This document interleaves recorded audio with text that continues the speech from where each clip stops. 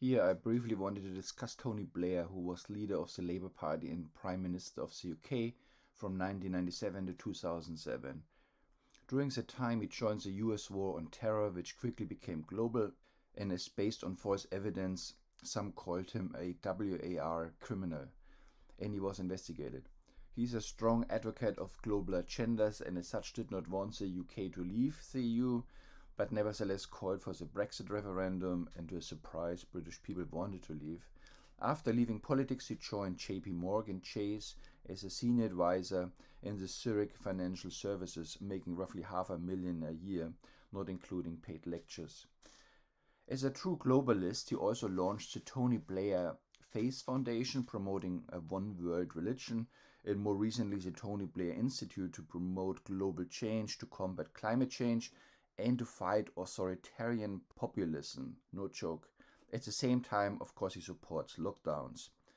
In this brief interview, he was asked how he would advise Boris Johnson whether to lift all restrictions of lockdowns on June 21st, also called Freedom Day.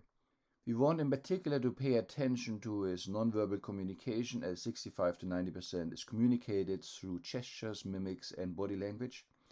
The first advantage is that body language is difficult to control or fake, as it bypasses conscious thought. So it is useful in understanding a person's true intentions and whether he is lying, and is routinely used in police interrogations, high-profile job interviews, and politics. Let's get started.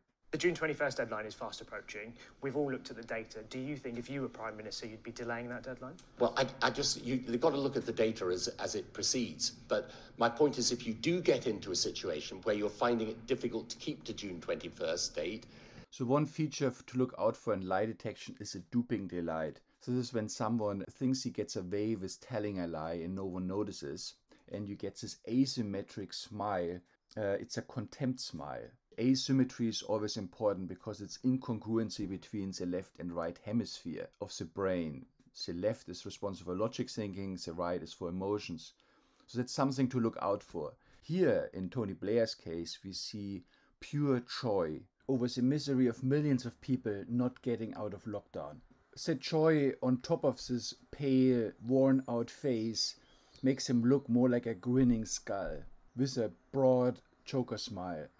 Look again at distinguishing between those people who are vaccinated and those people aren't, because it really makes no sense to treat the two groups as if they're the same.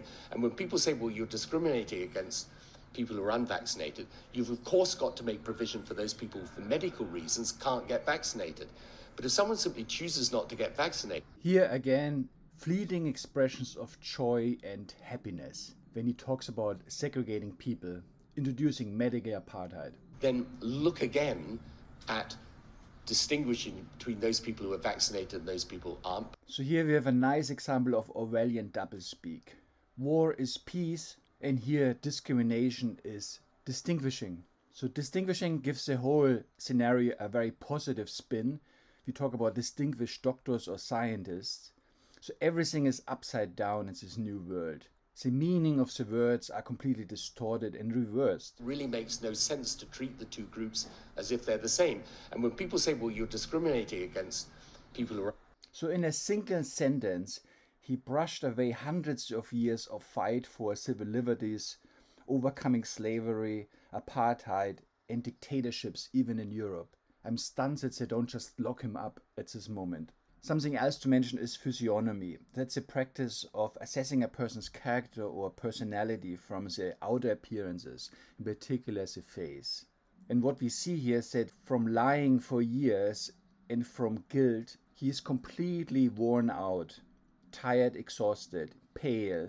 The evil is coming through all his pores, like the scent of alcohol coming through the pores of an alcoholic. If the eyes are the window to the soul, I cannot see one. And this is exactly why evil doesn't last. Because evil is always against life, and ultimately, if someone tries to destroy the people of this planet, then there's no future. The destruction is built into it. The good will always win in the end. No surprise, Boris Johnson just announced further delays in lifting lockdown restrictions. Thank you for listening, and talk to you next time. Bye.